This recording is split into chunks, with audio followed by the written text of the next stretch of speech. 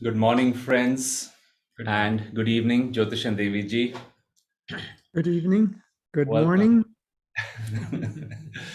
Friends, my name is Brahmachari Aditya, and with me is my very dear friend and Guru Bhai, Dr. Amar. And we are both coming right now from Ananda Sangha, Pune. And this, as you would know, is the monthly satsangs that we have with Jyotish and Deviji. We started this close to 14 months ago.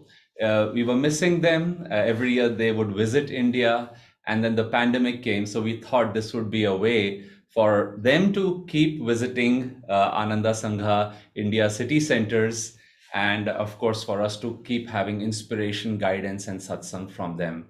So I want to thank Jyotish and Deviji for their loving time, presence, their guidance. We have not on one level felt that distance, and that this is now the third year running we haven't met.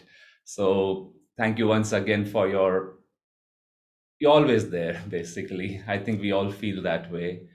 I'd also like to welcome all of you friends, Guru Bhais, who are perhaps coming from different centers of India. And I'll take a minute to introduce Jyotish and Devi ji. And Jyotish ji is the Dharmacharya of Ananda Sangha's work after Swami Kriyananda ji, who was a direct disciple of the great yoga master Paramhans Yogananda. After he passed away, that responsibility of guiding the spiritual work of Ananda Sangha worldwide family came to Jyotishji. But many years prior to his passing, Swamiji had made and announced that decision, and also he had placed Jyotish and Deviji as worldwide spiritual directors. In for many years before Swamiji made that transition, you might say. And I mention this, friends, because we read the autobiography of a yogi. We want to know the expression Yogananda ji gave to the teachings. As he said, it's a new expression of the ageless, timeless teachings. What is that expression? How do we apply these highest of all teachings in our lives? So it has come down through Swamiji, through Jyotish and Deviji, and many teachers. But it is our deep blessing today, especially to discuss on the theme of setting spiritual goals in this new year. And I think it's a wonderful start. Thank you once again, Jyotish and Deviji, for suggesting this beautiful subject and theme. I'd like now Amar, who is eagerly waiting to present wonderful flowers that we otherwise would to Jyotish and Deviji in their visit. Oh, beautiful. We are smelling the roses. Thank you. And now we are going to offer them to Master for us all to enjoy, for Master to enjoy. Beautiful. Beautiful. Thank you, Amar. Thank you. I think that's good. Mhm. So, Jyotish and Deviji, over to you. If you will lead us in a prayer, and then we will take it from there. Okay. Well, I'll start before I do a prayer. I just want to thank you for welcoming us. And we love doing these monthly seminars. As Aditya said, we have not been able to visit India for going on 3 years now. And honestly, our hearts reside in India as much as they reside anywhere, perhaps more so because it's the land of our guru and the land of such devotion. And your missing us is reciprocated by us missing all of you. So you're missing only 2 people, but we're missing hundreds of people. And so the longing to get back to India is very large. And we're hoping to come in September of this coming year. Thank you. Okay, I'll just lead us in a prayer. Follow mentally. It's a little hard to do it responsively. Heavenly Father, Divine Mother, friend beloved God, great masters, Jesus Christ, Babaji Krishna, Lahiri Mahashaya, Swami Sri Yukteswar, Paramahansa Yoganandaji, great saints of all religions, we humbly bow to you all. Beloved Lord, awaken our hearts Help us turn all of our longing toward thee alone. Help enliven our minds that we use the discrimination you have given us to turn our thoughts away from things that lead into bywaters and toward the one avenue that leads toward union with thee, and awaken within us thy eternal joy and love. Help us be channels to share these with everyone we meet. Om Shanti, Shanti, Shanti. Thank you, Well, sir. Devi and I will start with a few words. Today is a poignant day for us. We have a dear friend, Anandi, Nayaswami Anandi, who many of you know. And she is one of the real pillars of the work of Ananda. She came in the very first year, 1970, and has lived her entire adult life associated and serving and in very, very deep ways. Many of you have read the little books, the Wisdom of Yogananda series, and she's the one who compiled all of those among many, so many things that she's done over the years. At any rate, she is getting very close to making her transition. We expect it quite possibly tonight, and if not, certainly within the next very, very few days. And so while her presence in a physical sense, in a personality sense, will be very missed, nonetheless, Devi and I, we're very, very close to her, we don't feel a sense of sadness because she's been preparing her whole life to reunite with God. And now that she's close to it, we don't feel sad for her. And yet, of course, we're going to miss her. But as I say, it's a very poignant time for us. I also want to greet all of you, and it's so lovely to see. We looked at all the people that had joined this broadcast, and so many dear friends, and we want to just let you know how appreciative we are for the incredible effort. So many of you who have been with us, part of Ananda, who have put out translating books into regional languages and starting centers and supporting people through our online programs, just to keep through the pandemic, to keep the work strong, to keep Master's name vibrant so people can come to his liberating teachings.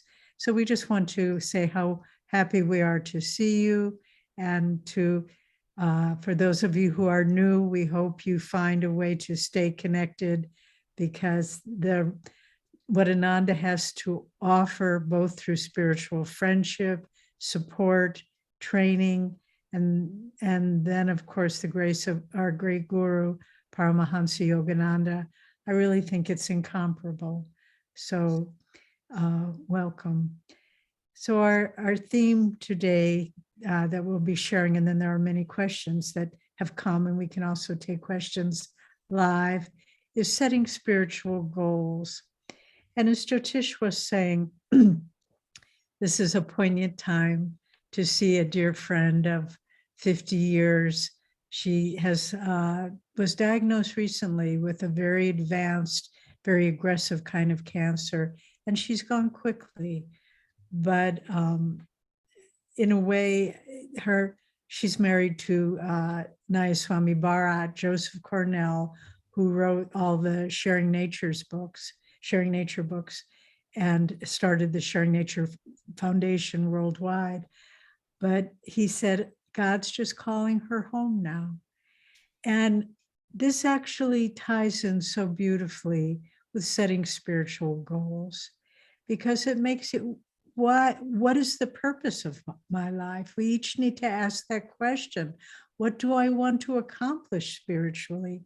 You know, some years ago, probably about 2010, Swami Kriyananda said publicly that those sincere disciples and followers of Master should set the goal to become Jivan Muktas in this lifetime, freed while living. And when he said that, I thought, oh, that's a pretty big goal. I don't know if I'm capable of that one. But as time went on, I can't say I felt worthy of it any more worthy, but the longing for it has increased. And so I think watching a friend about to leave the body, it just makes you realize how quickly life can go. And you don't want to just say, oh, I wish I would have done this, and I wish I would have done that, and oh, if only I had meditated more, if only I had served more. Look at what you want to accomplish in your life. And it may be practical things as well. Maybe you want to start a school. Maybe you want to start a hospital. Maybe you want to write a book. All of these things are good goals. But you need to, if you feel in your heart, this is what I came in this life to accomplish. Not just, oh, maybe I'll do this and maybe I'll do that, but really meditate. And if you feel I want to accomplish this, this is what my Dharma is, then be focused about it and give it concentrated energy and give it a high priority. I remember when my mother passed away, I had a very beautiful mother, wonderful, wonderful soul, very spiritual. But she said to me close to the end of her life, she said, you know, I always thought when I would get older, I would be wise, but it didn't just happen. And I laughed at that a little bit because she was wise, but what she was saying, I think she felt it. Gaining true wisdom doesn't happen with the passing of years. It happens by a conscious effort. And this is what we all need to look at now. What are we trying to accomplish in the time that we have left? You know, if you're a young person, you think, oh, I've got years and years, but time goes by so quickly. And, you know, with the pandemic, we've seen loved ones pass very quickly. And so we shouldn't take it for granted, but look at the time we have and just say, Master, with your grace, let me use it well.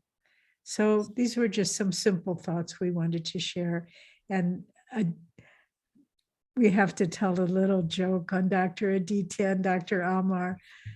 We have a number of questions, and Aditya said, I'll ask the odd questions and Dr. Amar will ask the even questions. And so we're prepared that Brahmacharya Aditya is going to be asking us some odd questions. So here we go. So the first odd question, which is perhaps the most important for all of us, is you are our spiritual parents. You see the overarching work. What advice or guidance would you give us, direction would you suggest to us all as a spiritual family, Ananda worldwide spiritual family, for this coming year? How can we unite, you might say, our understanding, our consciousness with what is trying to happen on a larger scale? Well, thank you, Brahmacharya Aditya. It's a very good and very important question to ask. And I'll answer it on two levels. The first is the most important. And so let me do that first. And that's that the goal of every year for each of us should be to grow closer to God. All else we have done, the scriptures, our masters teach us that we have incarnated over and over and over again for thousands of years and thousands of lifetimes. And during those lifetimes, we have accomplished outward goals, or we have tried to accomplish outward goals and not accomplished them, or We haven't tried very hard at all to do anything. We've been lazy. But whatever we've done in the past, we have arrived in this life with the mind and the yearnings that we have. And if, as Nayaswami Deviji said, if our goal is spiritual freedom, then above all else, we have to make the goal of this year and the succeeding years left to us in this body to achieve that spiritual liberation. If we don't do that, we will reincarnate again in another life, and we will find ourselves picking up the torch basically where we left it off. And at some point, we're going to achieve spiritual liberation, union with the divine, union with our own higher self. That's what it really is.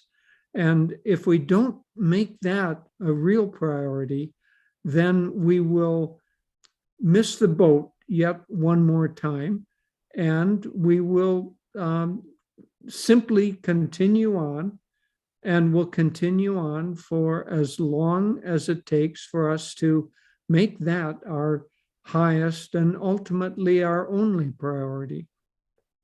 Having said that, then Master said that his path was a combination of meditation and service.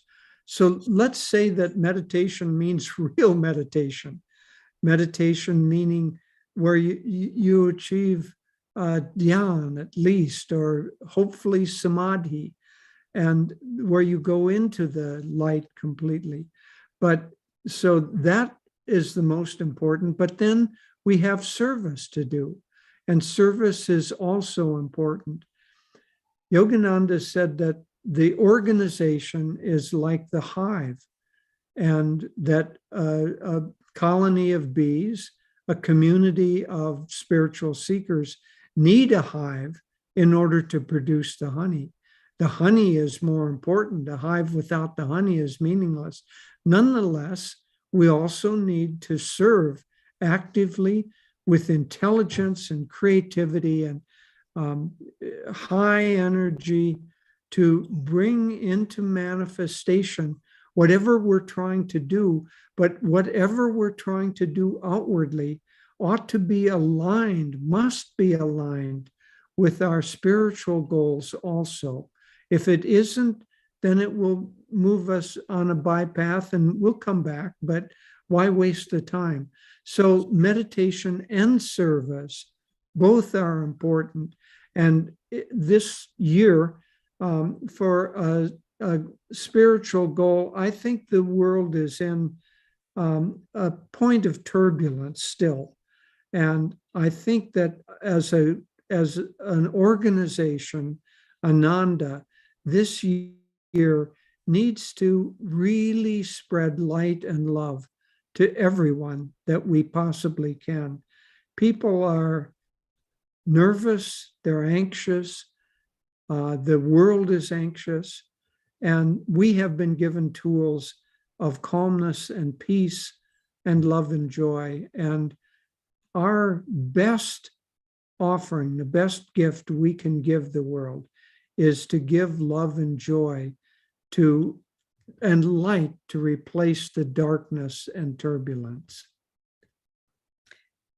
Yes, I think really looking at this year before us, 2022, I see so many people that are finding themselves emotionally upset. You know, they're angry, they're frightened, they're all the things. You know, people have been under too much pressure for too long, and we don't know what the future holds. You know, with the pandemic, with the economy, global economy, with global political stability, it's like we're on just the edge of things that could lead to more suffering than there is in the world now.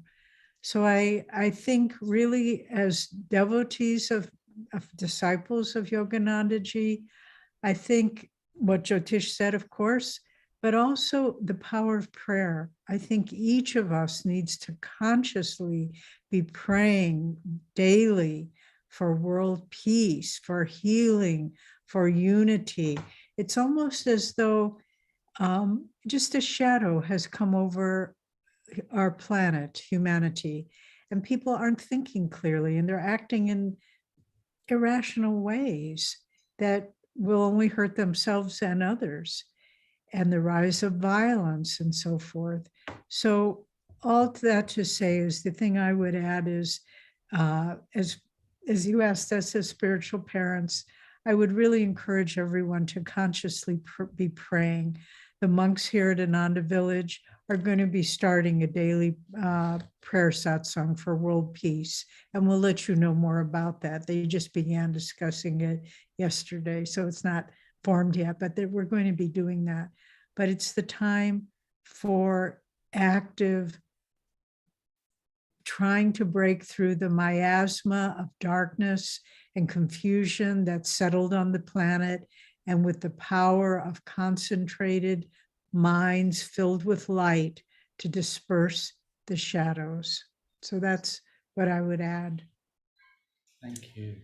Beautiful, Deviji, because that really enlightens us about this beautiful subject, because keeping a goal where each one of us is trying to become a Jivan Mukta and making God as the only goal in life and pursuing. So on one level, it clarifies that how as an individual, we have to take our lives step by step.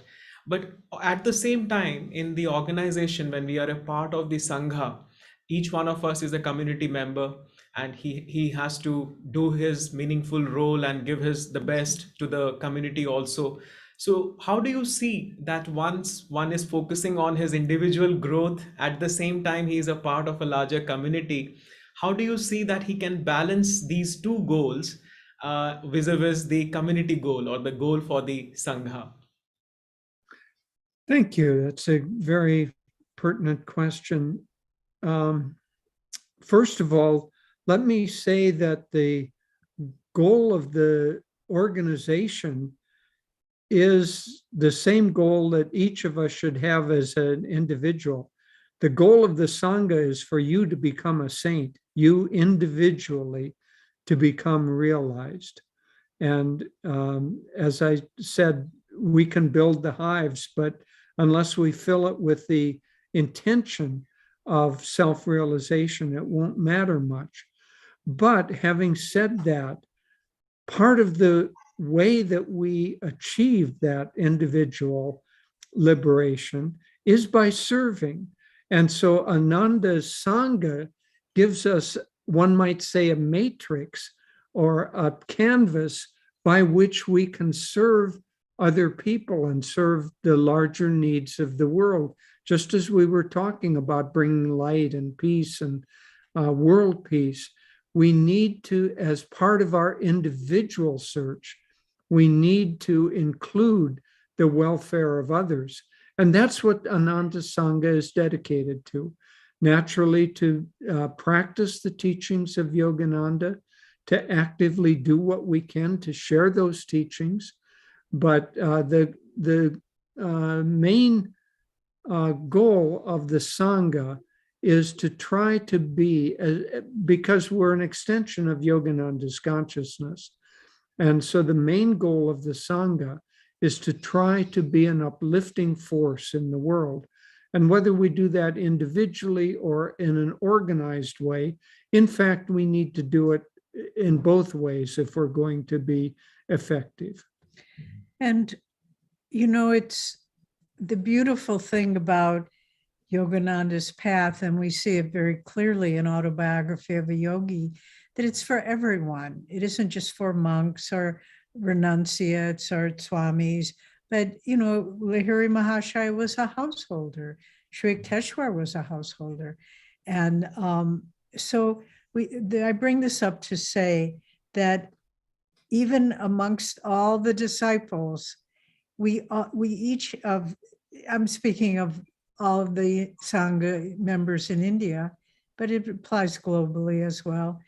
We each have our individual dharma as well. We have to fulfill our family responsibilities. We have to, whatever our profession may be, we have to do the best we can at that. We have to,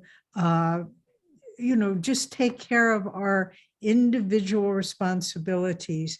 And at the same time, I've seen this in by living in community for all these years. It's as though you see people, some people are teachers, some are just taking care of their children at home, some are gardeners, every different thing you can imagine, business people, doctors. But so we all have different roles to fulfill, but it's so beautiful because as you see time go forward, you see those roles are just the most superficial part of who we are, and who we really are and what we share in common is the search for God. And so, yes, we have our individual life that we need to fulfill, but then we've really come into this life to finish off whatever karma we may have and to find God. And that's really what the Sangha is to give us a kind of a foundation that we can stand firm on, and then for uplifting our consciousness to find God. So, someone asked me today, as we mentioned, our dear friend Nayaswami Ananda is passing very soon. And they said, oh, this must be very hard for you. And I said, it's different. Spiritual friendships are different than just worldly friendships, because we came together, we were both about 22 years old. We served together in many different areas, but we also were personal friends. We did a lot. We'd go for walks together and go on outings together. She is a dear friend of mine. But the basis of our connection was in God, was in serving God and seeking God. And so it doesn't end. And that's the basis of our Sangha. It's not our differences, but it's the common core of spiritual life that binds us together. And so, there was a time, and I'll end with this thought, when we have a grown son, when our son was younger, we told Swami, because we had been out doing a lot of projects and help that he had asked us to do, starting ashrams. I said, Swami, I can't do that now. I have to focus more on the child. And he said, of course, you must. So it just varies according to our stage in life. And I might add that one of Ananda's goals, missions, is to show that there isn't a separation between daily, what we might see as mundane life, and spiritual life. It all should be spiritual. And so to make a separation is a false separation. Okay, I think the odd man is up. So yeah, another question that we have here, Jyotishji and Deviji, is you worked, of course, with Swami Kriyanandaji from the very beginning. Kriyanandaji had decades of immense outpouring of, you might say again, books, music, activity, traveling. But then there were long periods of inwardness, seclusion, and perhaps there were smaller cycles in the larger cycles. Could you give us some thoughts of how we could also become all-rounded expressions of Master's teachings as we go about setting our goals, maybe short-term goals, and like Deviji said, perhaps we come in life to accomplish something which has been left from behind. So how can we be all-rounded expressions? Well, it's a very good thing. First of all, we do need to be rounded, all attend to different aspects of our nature, but that doesn't mean that we should be scattered. We have a body, a mind, emotions, and of course a soul. And all of these, so we have a physical world that we have to work with, and we need to deal with that in a spiritual way. We need to take care of our body. We need to work within the laws of the way that God has created this universe. And many of those laws have implications in being a healthy individual. And if we're ill, if we don't take care of the body, we won't have the energy to pursue other things. And then with our emotional life, we need to have uplifted relationships, kindly, compassionate, open, altruistic, all of those things. We need to have that. And then finally, spiritually. Now, Swamiji also modeled to us something that I think is very important. And that's that whatever he was doing at the moment, he did with intense focus while he was doing that. So when he was writing and he focused on that intently, and he put aside other aspects of his life. Now, he was able to determine his schedule more than some of us, but the same principle applies, even if we have to do several different things in a single week. Whatever we're doing at the time we're doing it, let's focus intently on that, because that allows us to complete that and complete that little chunk of karma. And then Swami moved on. But as Dr. Ditya implied, Swami moved from intense activity in his spiritual life, where he would take seclusions. Devi and I just took one. It's a wonderful thing to do. And we highly recommend it. He had time every day for meditation. He had time for his devotions. He had time for the creativity in his devotion. So all of the music, all of the various ways that he was creative. But as I say, one thing that we can take away from him is not to scatter our energy doing a little bit of this and a little bit of that, but do whatever we're doing intently while we're doing it. And that might only come down to, I'm going to focus intently on this satsang, this 1 hour satsang. I'm not going to be kind of going off camera and checking emails and, letting my mind get scattered. Whatever I'm doing, I'm going to put my real focus and energy into it. And as we do that, we learn how to concentrate, and that concentration then translates into the ability to concentrate more deeply when we meditate. Yes, I'll add, one sensed in Swamiji that whatever he was doing, no matter how concentrated he was, and he had a very concentrated awareness, that there was some part of him that was always with God, that, maybe he was writing, but some part of, or composing music, but some part of him was always inwardly focused and having contact with God.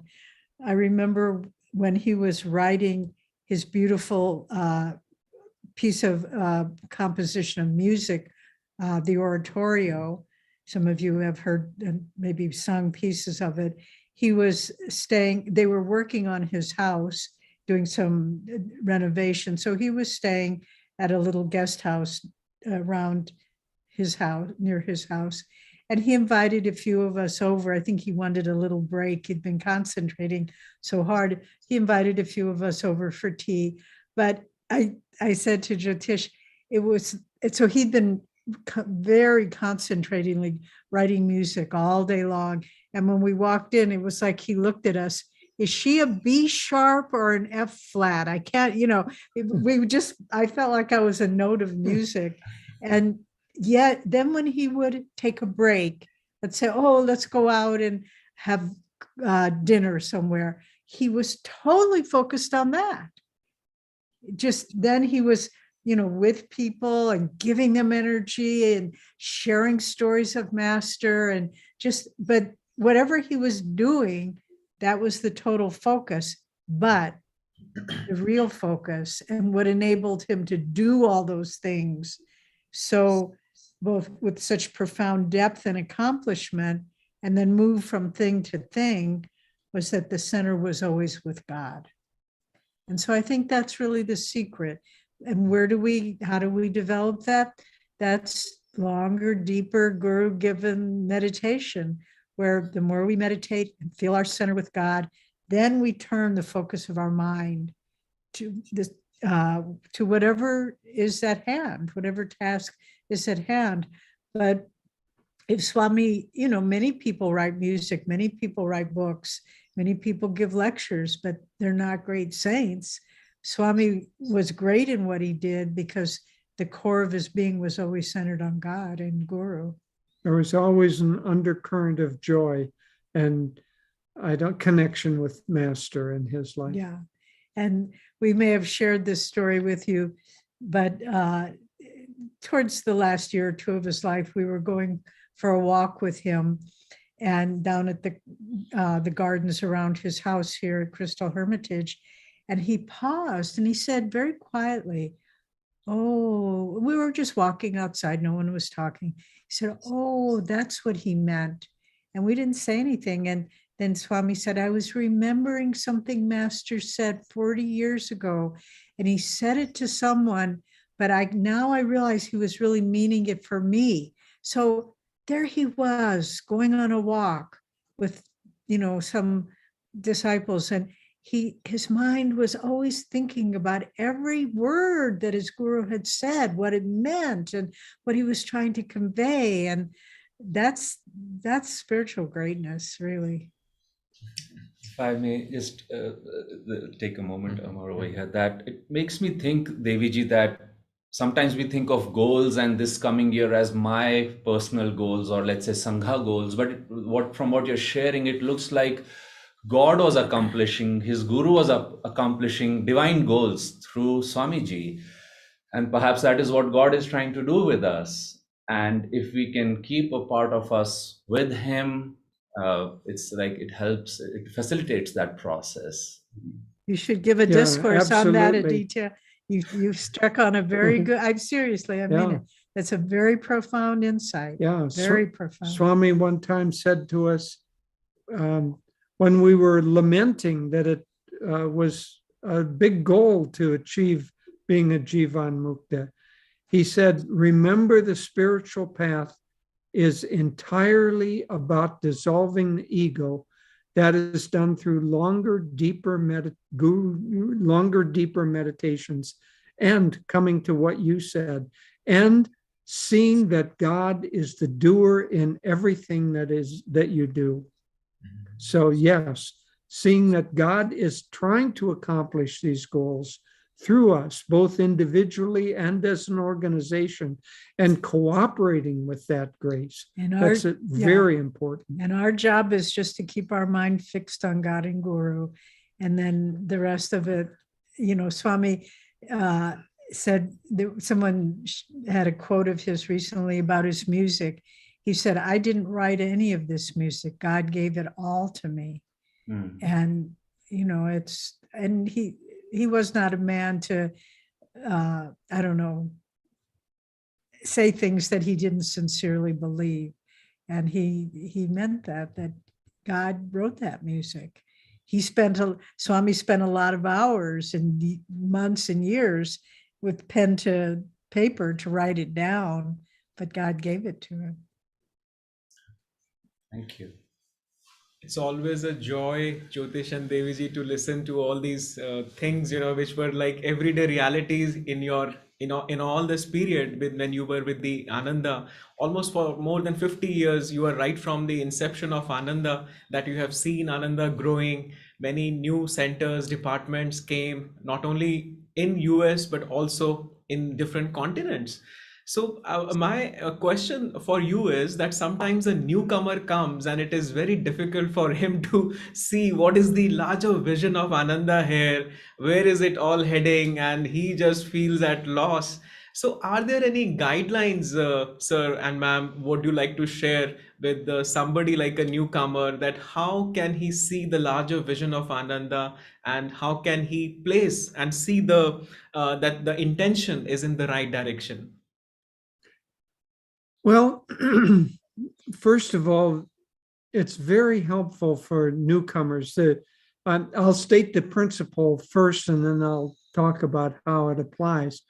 The principle is that we want to attune ourselves to the teachings of the divine through Yogananda, as we want to attune to that as deeply as possible. That means knowing the techniques, practicing the techniques, knowing the teachings, that is reading philosophy or lectures or books by Yogananda, read carefully the autobiography. And so attunement is very, very central. But how that applies to a new person, I would say have them read Autobiography of a Yogi. It's so filled with humor and warmth and miracles and wisdom. But a person reading that with attention becomes attuned to this vibration. And then once there's attunement to the vibration, then there's a time where you have to translate that into just, I don't know, receiving, to self-discipline in practicing and also then serving. So attunement is the first principle. As an organization, we have to be very, very careful not to let organizational or something that would be good for the organization to intrude on the fact that our first responsibility is for the good of each individual. There have been many, many times, in fact, we're working on such a thing right now, where we're trying to find somebody for a particular project, and there's somebody who would be able to do that quite well, but it isn't for their spiritual growth that they do it. And therefore, Swami put it this way, that the individual is more important than the project.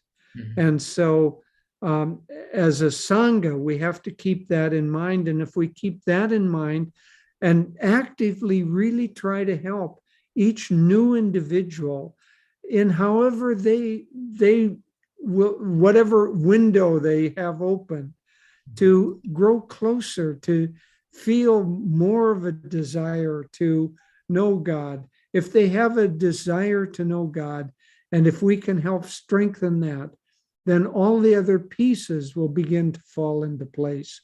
If we can't increase or awaken that flame of desire for God, the love of God in a person's heart, then no matter what we teach in terms of techniques or anything else won't really take hold, won't take root. Yes.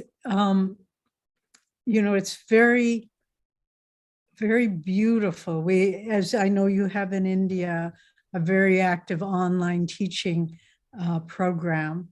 And as we do in America, just teaching basic meditation, discipleship, Kriya preparation, path of Kriya, many different aspects. But Sagar, who many of you know, maybe Suvarna knows him better than others, he's one of our main teachers on that online program. And he sends us testimonials and videos that the students write in. And the thing that stands out from all the classes, the comments that people make about the classes, not that, I got so many wonderful book references, or I learned all these esoteric techniques. The thing that people comment on over and again is, I found spiritual friendship. I felt you cared about me as an individual and my own personal growth. And so what you say, Dr. Amar, is so true. Someone comes to a center in Pune, for example, and they meet they see a small center there, and maybe there's a school growing and this happening, but they don't, it's hard for them to grasp the totality of what we have to offer. And it's sort of like that story of the six blind men and the elephant. They just see one little part of it. Maybe it's the tail or the trunk or the leg, but the totality, you have to have discernment to see that. But if we can start from the point that every person that we have come in contact with, as Jyotish was implying as well, that we let them know that we are there as their spiritual friends and to help them on their spiritual journey, and that we welcome them. That's the most important thing. If they can feel that, they'll get the rest of it, reading autobiography. But, Swami would often, he said this a lot in his, if you listen to his recordings over the years, it's a phrase he used a lot. I'm only wanting to convert you to your own higher self. And so people, we don't want them to think, oh, we want you to join our organization or donate or any of those things. Mm-hmm. We just want to help you find your own higher self. And if we never see you again, we've done our job. If you can do that, really tune into your own higher self. So I think that's the most important thing to start with. Just don't let anyone who comes through the door of one of our centers or takes a class online, let no one feel that they're just a number, but they are an individual, and we care for them because God cares for them and Guru cares for them. And anyway, I think that organizations come and go, but divine satsanga, that is something that the soul carries forward with him. I'm going to add one little corrective here. Even though we said the person is more important than the project, we can flip that around also. Especially this is true for people who are longer-term members of Ananda Sangha or longer-term devotees. The minute they begin to think, I am more important than anything else, than anything you guys are doing, then they're off base, and our project is to correct that wrong attitude in them. And I'm going to add something too, because this thought occurred. Swami would often start a project, not because he felt the project was important, but because he felt it would help that person to do it, someone to do it. And so it would help their growth. And so, if you're thinking about growth and expansion in your work, in your center, in the monastery, just always ask yourself the question, what is the next step for that person? And we had a very wonderful leader, Ananda leader in Michigan. And he went there, had lived in Ananda for a while. He had gotten started on the path in Michigan with Master's disciple, Oliver Black. And he felt at a certain point in his life, Oliver Black passed away, that he wanted to go and restart the work in Michigan, Master's work. And we went and visited there. And what was so beautiful, and he built all by himself, he had no support, a very strong magnetic work, because he looked at everybody that was coming. He said, oh, and he would say to someone, you need to learn to play the guitar so you can help with chanting. You need to start the Sunday school. And it wasn't that we needed those projects, but it gave those people a level, something to be involved with. So look for the welfare of the individual and look for their next steps. Wonderful. Thank you. Thank you. I'm thinking of a quote, Jyotish and Deviji, by Master. He said to Swamiji, on the spiritual path, many people are running forward, some are walking, some are resting, and then he said with a chuckle, some are even running backwards. And and the thing is that as we set about making spiritual goals for this year, can you give us some examples of perhaps attunement, or how could we know that we are going in the right direction and maybe certainly not running backwards? Well, the first thing is that it is good periodically to review, kind of go back to basics, in Zen philosophy, they often talk about the beginner's mind, and that we should all have the beginner's mind, meaning that let's go back to the first principles of our path, which are the seeking of God and the use of certain yogic techniques that will aid in that search. And so it's good occasionally to go back to the beginner's mind and say, is that what I'm doing? Am I undertaking that? And if we have clearly that long range goal, then we can, it's like having the North Star. Master had a beautiful chant, I've made thee pole star of my life. So sailors had the North Star by which they could navigate. And that way they knew which direction they were traveling. So make sure that you occasionally look up through the spiritual eye at your own North Star and say, am I navigating toward that? Or is my momentum lacking? Am I actively trying to move toward that goal? Am I putting out the effort? Am I disciplining? Am I creating good habits? All of those things that will actively move us toward. And if we aren't, then take at least a little step toward moving toward that. Set yourself a mini goal.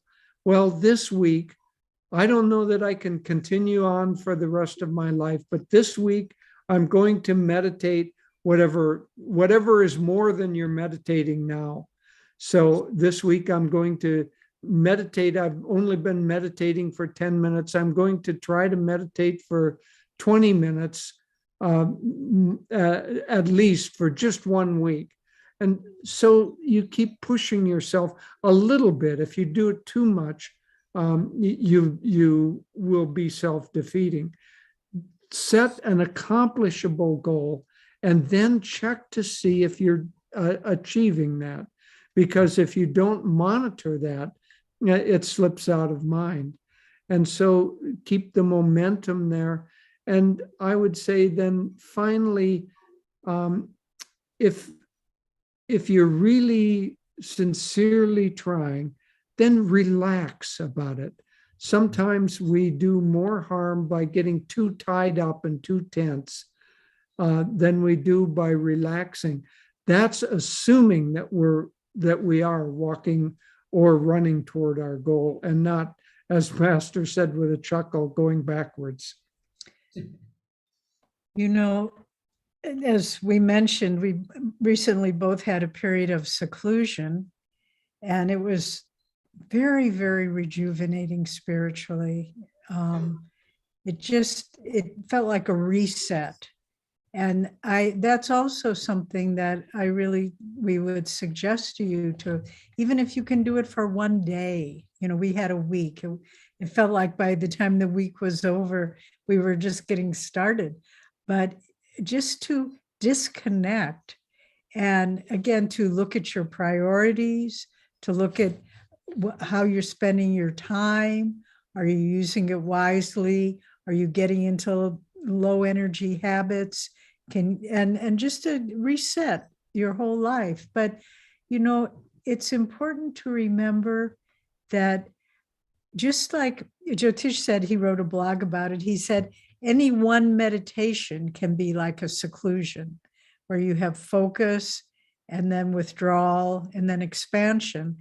But, any one meditation can be like a whole lifetime, because we have, even, I'm sure you've experienced it, I know I have, in any one meditation, you'll have periods where you're really focused, where you're really heart and mind are just moving towards God. And then you start thinking about what you have to do that day. And then you're going backwards.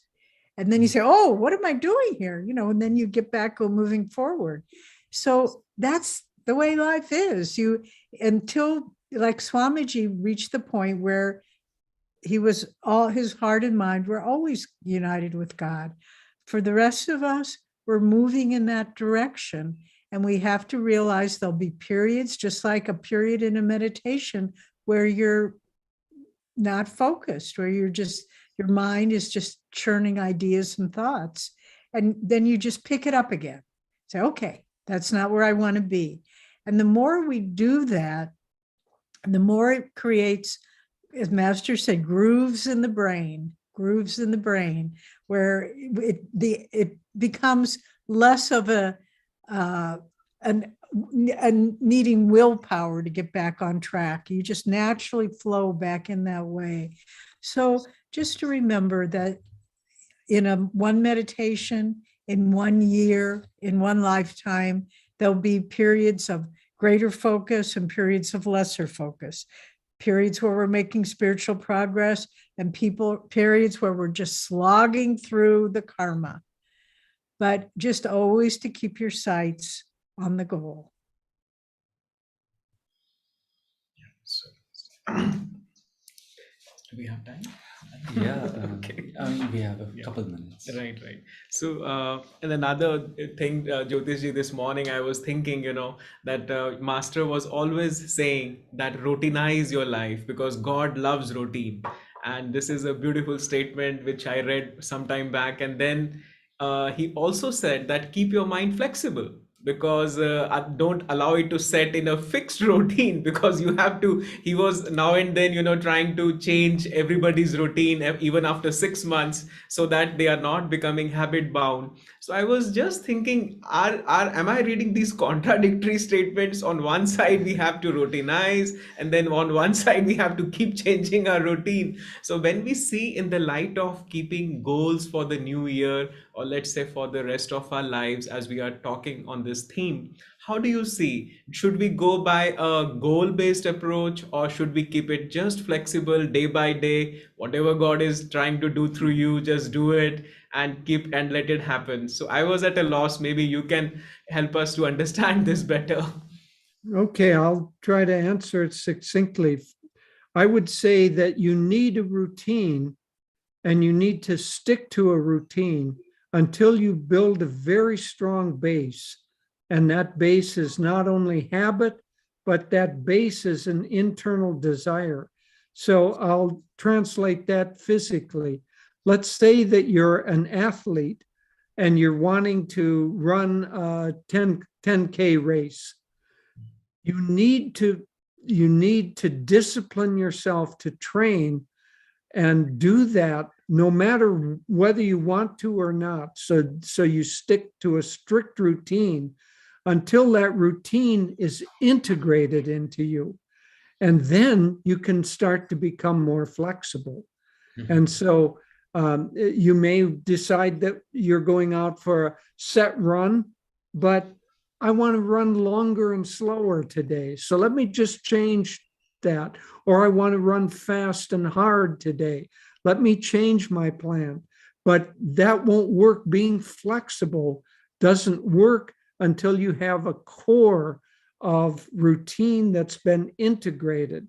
And so that, and I'll say one more thing, set a minimum below which you do not go.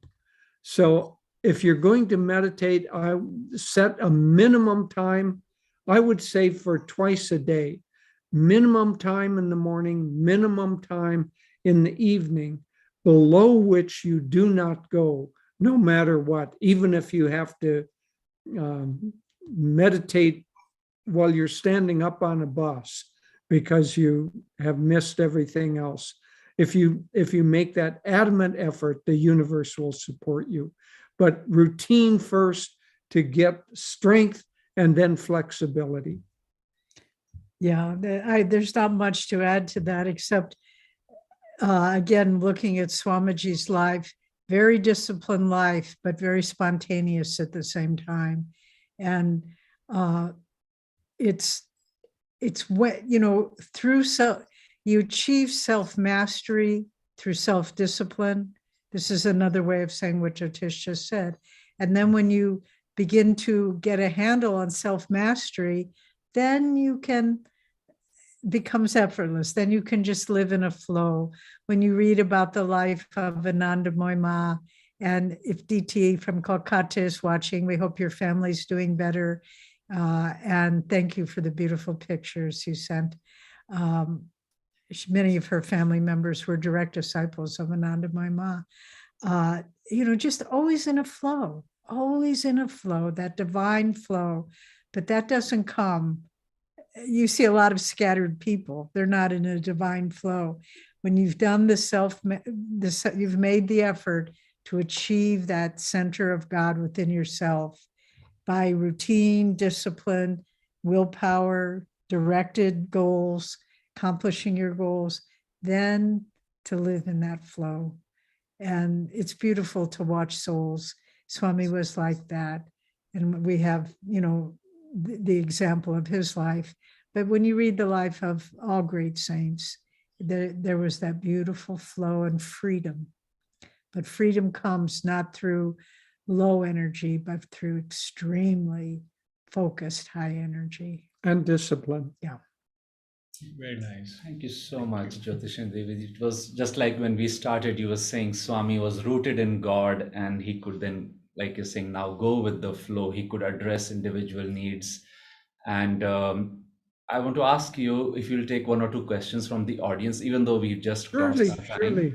Okay, Yeah, so we're happy to. come closer here to see the chat. Has it done in the chat? Sorry.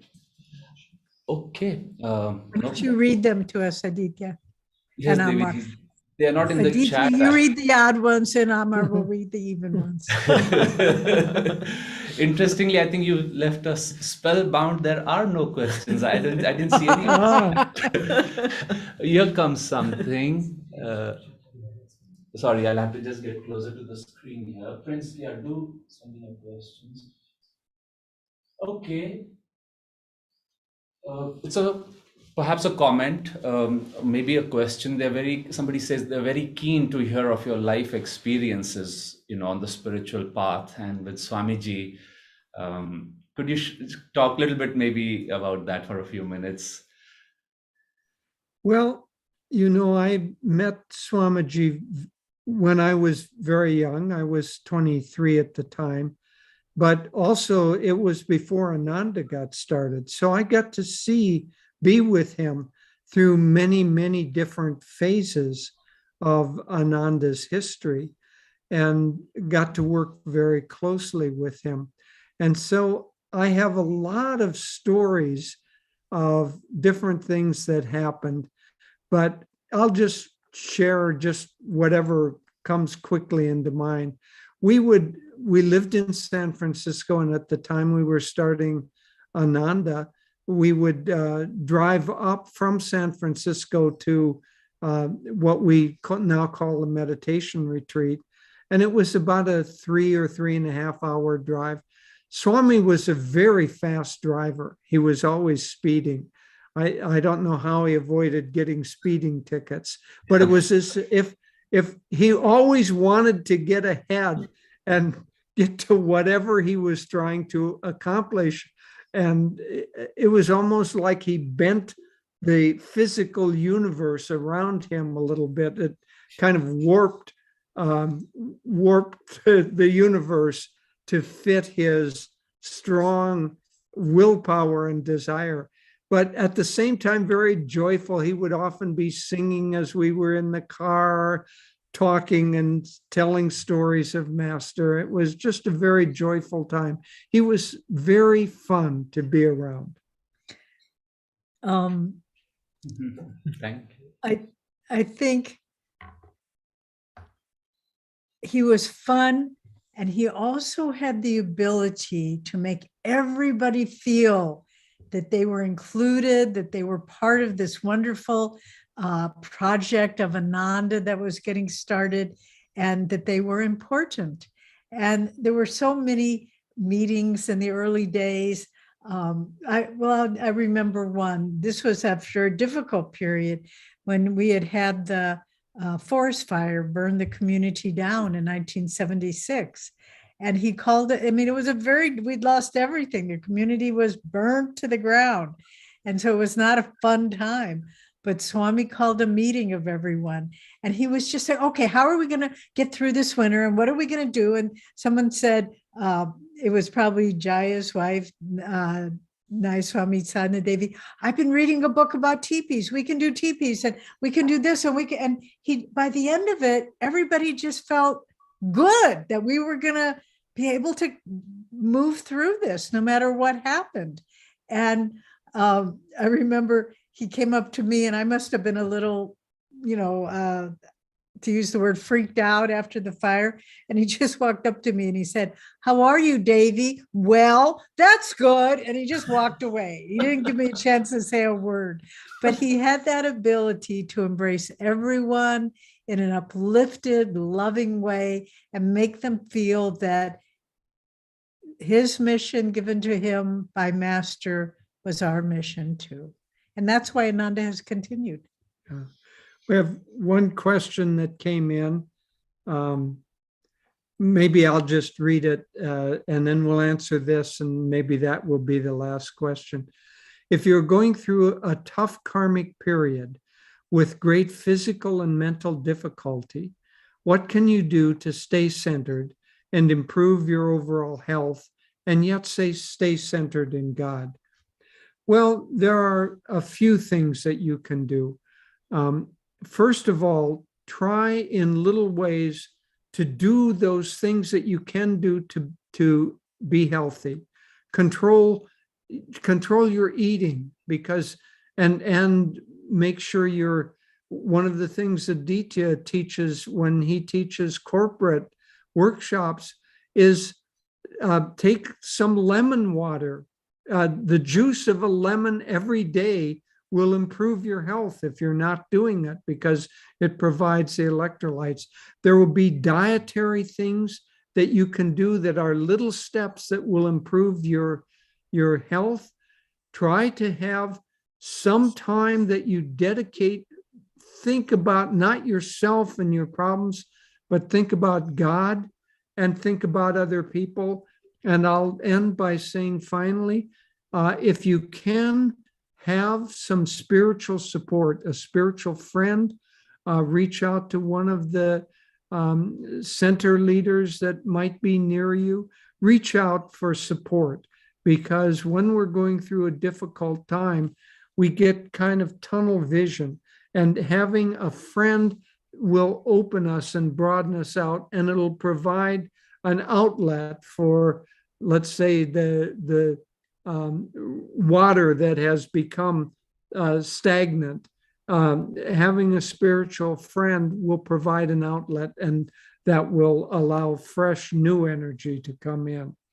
And also, you ask about great physical and mental difficulty. Well, with physical difficulty, you have to do make common sense things, get advice from medical people you trust and so forth. But also very important, don't identify with the problem. If it's mental, emotional, physical, yes, you're going through that. It's not to deny it, but you don't have to say, I am sick, I am sad, I am grieving. This is happening. One time Swami Kriyananda had tremendous health problems for decades. And one time someone told me, I wasn't present, he went to a new doctor, I believe this was in India, and they had the medical folder of his medical history, and it was very, very thick, all the things that were wrong with him. And the doctor looked very concerned, and he said to Swamiji, "How is your health, sir?" And Swami said, "Excellent." And that's how he saw it. He didn't identify with all those problems. And I believe that's how he was able to carry on for so many years with one physical challenge after another. So you can say, yes, my body is suffering. Yes, my mind may be suffering, but in my soul, I am ever new joy. And you can be doing a chant, joy, joy, joy, ever new joy. The more we can disengage our identity with the problems that we may be having on any level and just say, my true reality is the joy of God. And you may, I mean, I can feel people reacting, oh yeah, it's easy for you to say. No, it's not easy for anybody, but it's the only way out. Otherwise, we just get pulled down, because the nature of this physical plane is duality, pain and pleasure, alternating joy and sorrow.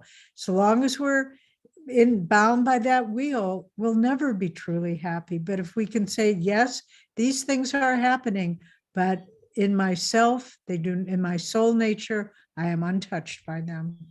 And I'll add just one final thing. If you don't if you know the energization exercises, do them every day. If you don't know them, learn them and do them. Dr. Ditya can tell absolute miracles that have happened to patients of his by doing those energization, because it allows a flow of energy of God's grace from the prana of the universe to flow into your body cells. And it can be enormously helpful. Okay, well, maybe we'll just close with a prayer. Would that be a good way to close? Okay, maybe I'll lead this prayer. Yes. Okay, so just follow along with me mentally. Heavenly Father, Divine Mother, friend, beloved God, great masters, Jesus Christ, Babaji Krishna, Lahiri Mahashaya, Swami Shri Yukteswar, beloved Guru, Paramahansa Yogananda, saints of all religions, we humbly bow to you all.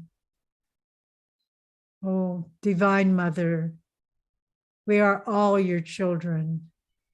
Show us how to live in such a way that we realize the joy of our own self. Help us to have the strength to face every challenge, every test, with faith in your guidance and your protection. Life is a journey to find unity with thee. Guide our steps that we may achieve this all-important goal in this lifetime. Om Shanti, Shanti, Shanti. Thank you so much, Jyotish and Deviji, for this marvelous satsang. Like I said in the beginning, it doesn't feel like you're at a distance. On the other hand, we are certainly setting a goal in the ether that you visit India and we get hours and days and weeks, perhaps months of inspiration, satsang, guidance, and blessings from you. I very much enjoyed what you said, Deviji, in the beginning, that the world is in need of prayers. And as we have just entered this new year, the goal you're setting for us, keep everybody in light, in love, stay joyful. Like Swamiji, keep a part of yourself in God and then serve God. And I have to add my own testimony, as you were sharing that Swami was so loving to everybody who came. I have felt that in every single center of Ananda worldwide. I remember meeting you the first time. There was trepidation on my behalf, but there was divine friendship from your side. And I think everybody who is online would feel that. It just made me feel we have to keep extending that. We have to consciously invite more and more family members, spiritual family members. That is what these centers are about. So thank you for your inspiration. And I'm going to say something. Thank you, Jyotishji and Deviji. It is always a joy to be with you. And as Aditya said, we have not at all felt that we are at a distance. It was as if we are conversing within the same living room. Thank you, and have a wonderful week ahead and a wonderful year ahead from all of us here in Pune Sangha. Thank you. It's easy to forget it's late night, getting later and later, but I wish we could continue. Zoom doesn't cost much. We can keep this going. But the only thing missing, Dr. Amar, in sitting in your living room is we didn't have your family around us also. Yes. Please give them our love. Yeah. Sure. And as you all know, this is our living room that we're sitting in. So at least you can come to our living room now. Yeah. Thank you so much. Thank you, everybody. These videos will be available on Ananda Sangha India YouTube and Facebook page. And also, we will see Jyotish and Deviji in the coming month for another satsang of In Conversation. Yes, we Very just good. scheduled it with Chennai for March 5th. And it will be around Master's Mahasamadhi time. And we will be giving a week-long series of classes called Inner Renewal Week, which In will February start in February 13th. 13th. And we So will be- you're welcome to tune into those if you would like. Thank you, everybody. Thank you, Jyotish and And Deviji. thank you for all the lovely comments. We're seeing them as they come in. Our love to each of you. Jai Guru. Jai Guru. Jai Guru.